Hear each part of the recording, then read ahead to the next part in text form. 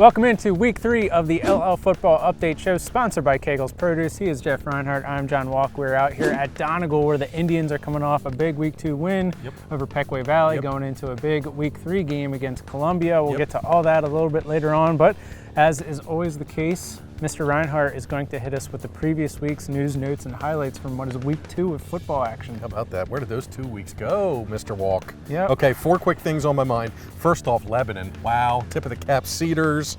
They come back and beat Elko at the buzzer. You got to love those fantastic finishes. Elko led, 9-7 late. Lebanon comes back, wins.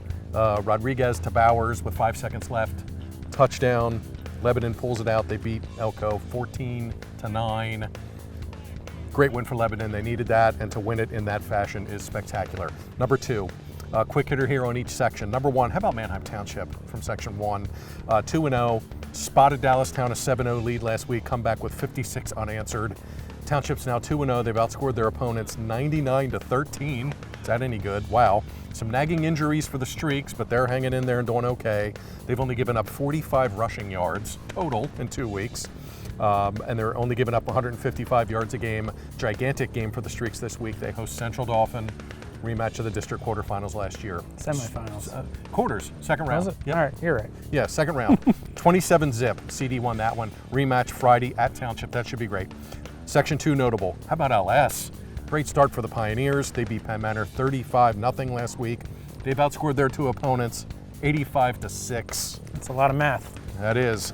That's more math than I care to do.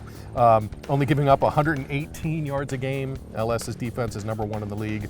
They go for a 3-0 start on Saturday over at West York against a scuffling Bulldogs team that has not scored yet. They've been outscored 98-0.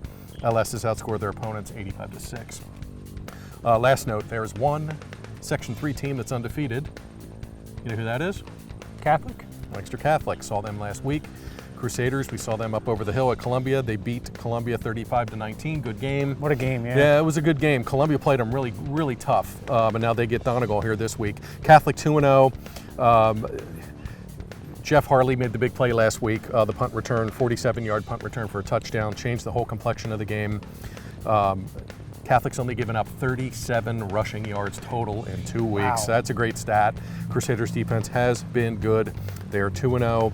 They'll go for 3-0 this week. Township LS Catholic, and great win Lebanon. You're up.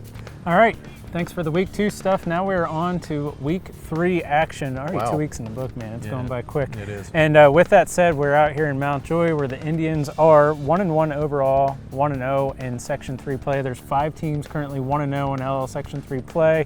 Donegal with a big game coming up this Friday against Columbia. It was 1-1 and 0-1.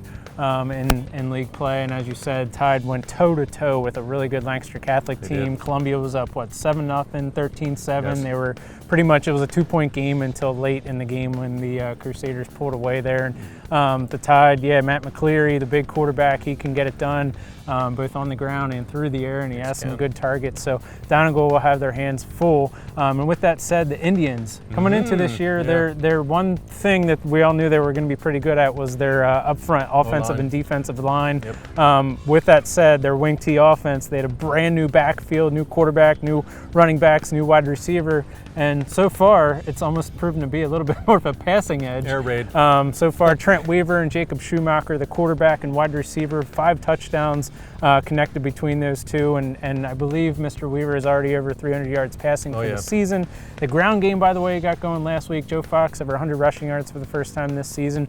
And with that said, we stopped out here at Donegal, caught up with Mr. Weaver, caught up with Jacob Shoemaker and head coach Chad Risberg to tell us what's going on with Donegal and what they expect out of Columbia this Friday. So we threw those interviews. All right, so what's the adjustment been to your new offensive backfield? It's been a learning curve. It's taken a couple of weeks. We're getting into essentially the 4th or 5th week here with a new set of backs, and it's coming around. It's still a work in progress, and they're doing good. They're learning, and we're getting better each week. All right, you saw a 7-point to 56-point increase from week 1 to week 2. What changed? a little bit of our philosophy changed. We've been throwing the ball a little bit more, and the backs have gotten used to the new backs that we've had, have gotten used to some of the things that we do, and we switched some things around on the line a little bit, which helped as well. You have a special connection with Jacob Shoemaker. You guys have done really well these first 2 games. What would you say about him, and do you rely on him, and do you rely on anyone else out on the field? He's great. He gets open almost every play. He runs right by people, and he gets open every play. Of course, I'm going to throw him the ball. But we have a great backfield, too. Fox gets open a lot. Ober's always open. So everyone does their job, and they do what they can to get open. You guys are scoring a lot together. What is it about the 2 of you that makes you guys such a successful duo? I mean, last year he wasn't the quarterback, obviously, but ever since last year ended, we've been together. Like, we were in the winter, we were throwing. We've been throwing all summer. We've really been trying to get that action going. All right, and finally, what are you guys doing to prepare for Columbia, and what kind of challenges are they presenting for you? They're a good team. They're definitely a lot better than they have been in the past, and we're really excited just to keep improving on what we've been doing and focus on the little things and hopefully go out and beat them. Columbia is a lot better. They're much improved. Coach Kyle's doing a great job. They're well coached. They're stronger. They're bigger than they have been the last couple years. They have speed. The quarterback is excellent throwing the ball. And we got to be prepared in all phases of the game, special teams, offense, and defense, to go up against them.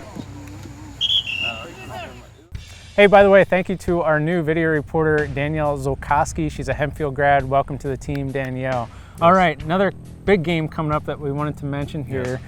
Manheim Central 2-0, traveling to Warwick 2-0. Tell us about that one. Whopper game, right? John and I will see you over there on Friday in Lidditz. Save us a seat. Everybody kind of wanted to see this game in districts last year, you remember? Barons, Warriors, it didn't happen. But you know, Warwick's had this game circled for a year. Monster game, both teams 2-0. Manheim Central's a funky 2-0. Susquehanna Township didn't score an offensive touchdown, pulled that one out late, 16-7. Nate Reed kicking field goals all over the place. Beat Hempfield last week, 24-14. For all indications, the Knights played them tough and made them earn it. So Central's offense has not really come around quite yet.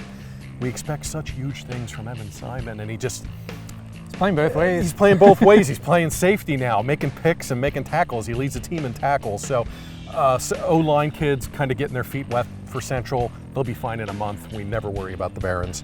Huge game here. They go over to Lidditz, they get Warwick. Warriors are 2-0. Name the offensive category, they probably lead the LL League in it, averaging 506 yards a game already, 117 points. Joey McCracken completing 78% of his passes for 610 yards and 8 touchdowns already. No picks, no Trey Glass. Bummer news last week, we got that confirmed. Mr. Glass is done, knee injury again, re-injured that same knee, which is a bummer for him. That's too bad. But just so many other kids are catching the ball. Schmitz and Gerhard and Adams. McCracken has so many weapons over there. It should be a fun game. Coin toss, flip it, who knows? That was a tough game to pick, but Central 27-game regular season unbeaten streak dating back to 2016. Warwick, there's no offense hotter in the league. It should be a great game. John and I will see you Friday night in Lidditz for Warwick, Manheim Central. We'll see you there. What do you got? One more game I just wanted to mention really quick. Anvil-Cleona traveling to Ephrata, 2 of the 5 teams that are 1-0 in LL Section 3, yes, so game. Battle of first place teams, so keep an eye on that. Yes. By the way, there's 2 Saturday games coming up. McCaskey 0-2, trying to get that first win, going to Reading, a team that's 2-0. And then Lampeter-Strasburg, you'll be at this one. Lampeter-Strasburg 2-0, traveling to West York 0-2. Jeff talked about that a little bit earlier in the show, so we'll be covering all those games Friday and Saturday. Yes. Make sure to follow along with all of our coverage on the scoreboard page. That'll be on the front homepage of Lancaster Online every Friday, as always. Yes. Jeff will be running that Friday night. Yes. I'll be covering the Manheim Central Warwick game, but as always, LMP will have reporters out at all of the high school football games this Friday and Saturday involving LL League teams. All right, thanks to Donegal for having us out. Thanks to Danielle for joining the team. Yes. He's Mr. Reinhart. I'm John Walk. Thanks to you guys for watching. We'll catch you next week.